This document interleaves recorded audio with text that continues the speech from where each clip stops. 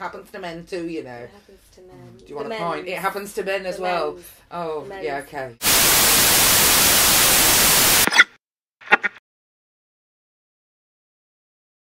What's a more annoying question? What about the Menz, or why didn't she leave? Why didn't she leave is more dangerous on a social level. What about the men is more dangerous on a policy level, because what about the men works.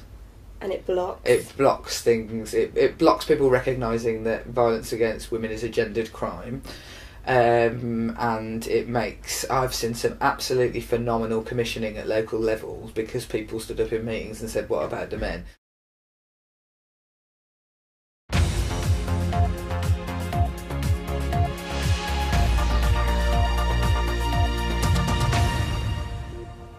Good evening, I'm Asad Ahmed. Domestic violence is soaring in London, where men find themselves as the victims. Official figures show an 80% rise in reported attacks, with London being described as the worst place in the country to be a male victim. BBC London has learned that in 2012, the Met Police handled over 9,000 reports from male victims of domestic abuse.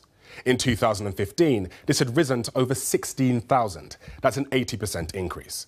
With the number of male victims rising, we contacted all London boroughs to explore what they were doing to address the problem and see what victim support services they provided.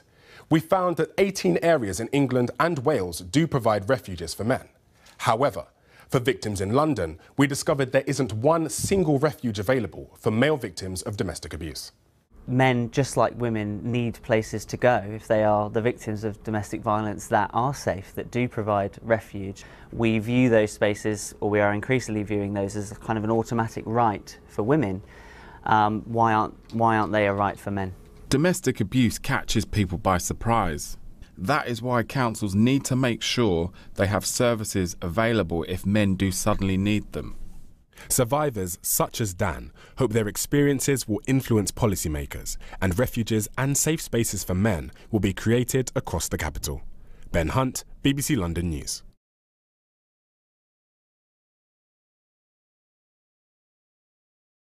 Can't you see it too? There's an elephant in the room.